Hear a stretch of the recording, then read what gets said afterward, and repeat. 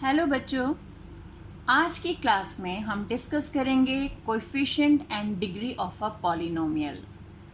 Polynomial terms हम छोटी classes में सीख चुके हैं। एक बार फिर से देखते हैं पॉलिनोमियल क्या होता है। पॉलिनोमियल हमारा एक ऐसा एल्जेब्रिक एक्सप्रेशन होता है जिसमें मोर देन वन टर्म्स होती है। For example x³ minus x² plus 4x plus 7, ये हमारा एक पॉलिनोमियल है इन टर्म्स ऑफ x। अब आप यहाँ देख रहे हैं हमारे पास कितने टर्म्स हैं, 1 2 3 4। ये जो इंडिविजुअल एक्सप्रेशंस होते हैं ये टर्म्स कहलाते हैं।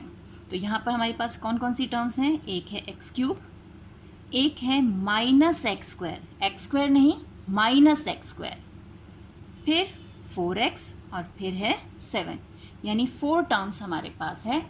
Because it has more than one term, therefore it is a polynomial. तो ये एक पॉलिनोमियल है। अब आप ध्यान से यहाँ देखो कि ये पूरा पॉलिनोमियल में एक ही लेटर यूज़ हो रहा है x। तो जब पॉलिनोमियल में हम एक ही लेटर यूज़ करते हैं यानी एक ही वेरिएबल यूज़ करते हैं, उसे हम बोलते हैं polynomial in one variable. Polynomial in one variable. और जिस टर्म के साथ हमारे पास x नहीं है, जैसे ये 7 है, तो 7 जो है वो हमारा कांस्टेंट टर्म होती है, यानी इसमें कोई चेंज नहीं आएगा। यहाँ हम x की वैल्यू 1 2 कुछ भी रखें तो जो वैल्यू है पूरे पॉलिनोमियल की वो चेंज होगी, लेकिन 7 की वैल्यू में कोई चेंज नहीं आएगा। 7 7 ही रहेगा, इसलिए हम इसे कांस्टेंट कहते हैं। तो ये हमारी कांस्टेंट टर्म है। अब अगर हमारा ये क्वेश्चन जो है, हम एक और पॉलिनोमियल लेते हैं x² प्लस 2y प्लस 6, ये हमारे पास एक पॉलिनोमियल है। यहाँ पर हम देख रहे हैं हमारे पास लेटर x भी यूज़ हो रहा है और y भी यूज़ हो रहा है, यानी 2 वेरिएबल यूज़ हो रहे हैं। तो ये है हमारा पॉलिनोमियल इन कितने वेरिएबल्स हैं यहाँ पर, 2। तो पॉलिनोमियल इन 2 वेरिएबल्स। तो ये है पॉलिनोमियल इन 2 वेरिएबल्स। क्लियर हुआ इनके बीच में डिफरेंस। अगर हमारा एक ही लेटर यूज़ हो रहा है, लेटर कोई भी हो सकता है, ज़रूरी नहीं हर बार x हो, x y z m n s t कोई भी लेटर यूज़ हो सकता है। अगर सेम ही लेटर यूज़ हो रहा है, या तो x ही है या y ही है या t है, तो वो वन वेरिएबल में है पॉलिनोमियल। अगर एक से ज़्यादा लेटर यूज़ हो रहे हैं, यानी 2 टाइप्स ऑफ लेटर यूज़ हो रहे हैं, तो वो है पॉलिनोमियल इन 2 वेरिएबल्स। वेरी गुड, तो ये क्लियर हो गया हमें। अब अगर हम यहाँ एक चीज़ और ध्यान से देखें तो यहाँ हर वेरिएबल के साथ एक नंबर है। जैसे y के साथ यहाँ पर 2 है ना। इधर देखें तो यहाँ x के साथ 4 है। इस x² के साथ तो कोई भी नंबर नहीं है, हाँ इसके साथ नंबर है। अब अगर हम इसको दोबारा लिख लेते हैं ऐसे x² प्लस 4x प्लस 7। अब हम कह रहे हैं इसके आगे कोई नंबर नहीं है। अगर मैं इसके आगे 1 लिख दूँ तो 1 इंटू x² क्या होगा, x² ही होगा। सिमिलरली इसके आगे 1 लिख दें तो 1 इंटू x³ ही होगा। तो हर नंबर के साथ, हर वेरिएबल के साथ एक नंबर है। इन नंबर्स को हम बोलते हैं कोएफिशिएंट्स। क्या बोलते हैं, कोएफिशिएंट्स। अब अगर यहाँ पर हम देखें तो कोएफिशिएंट ऑफ x³ का कोएफिशिएंट क्या है, 1 है। कोएफिशिएंट ऑफ x² का कोएफिशिएंट क्या है, आप कहेंगे 1 है, नहीं 1 नहीं, उसके आगे का साइन भी देखिए, आगे का साइन क्या है, माइनस, यानी इसका कोएफिशिएंट है -1। ये बहुत ध्यान देने वाली बात है। बच्चे फ्लो में क्या करते हैं, उसे भी 1 लिख देते हैं, उसके साइन को छोड़ देते हैं। जब भी कोई कोएफिशिएंट आएगा वो अपने साइन के साथ उसे लिया जाएगा।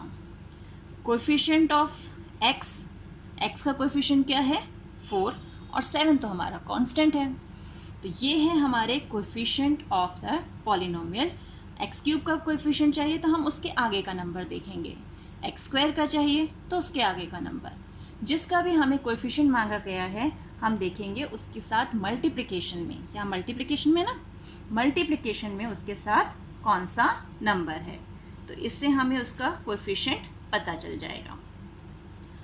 अब हम एक एग्जांपल ले रहे हैं। मान लीजिए हमारे पास पॉलिनोमियल है P Y 5y2 minus 3y6 plus 2y plus 7।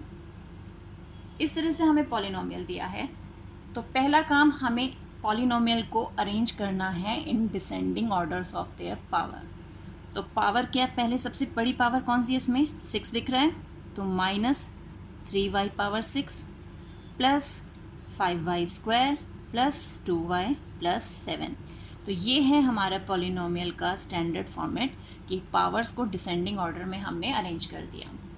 अब हमें यहाँ पर y की पावर 6 भी दिख रही है, 2 भी दिख रही है, और इस पर पावर नहीं है यानी ये 1 होगा। 1 पावर भी दिख रही है। इन पावर्स से हम क्या पता लगा सकते हैं? इन पावर्स को देखकर हम कैलकुलेट कर सकते हैं कि इस पॉलिनोमियल की डिग्री क्या है। Degree of the polynomial, degree of the polynomial क्या होता है?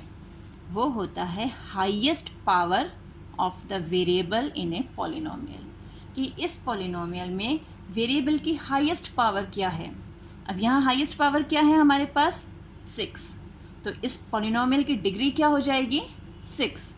तो degree of the polynomial is highest power of the variable.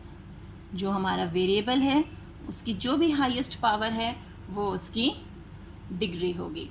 तो यहाँ हमें डिग्री मिल गई 6। तो इस तरीके से हम डिग्री ऑफ द पॉलिनोमियल भी कैलकुलेट कर सकते हैं। और ये जो डिग्री होती है ना, इसके बेस पे पॉलिनोमियल्स को हम 3 टाइप्स में डिवाइड भी कर सकते हैं।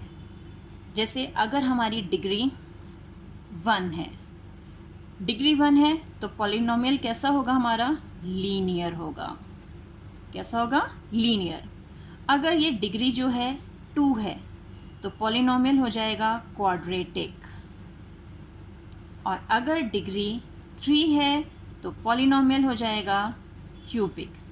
इसी तरीके से आगे 4, 5, 6 की डिग्री के लिए भी है। हम मेन करते हैं linear, quadratic and cubic. For example एक क्वेश्चन देखते हैं हम कि हमें एक पॉलिनोमियल दिया है in terms of variable t।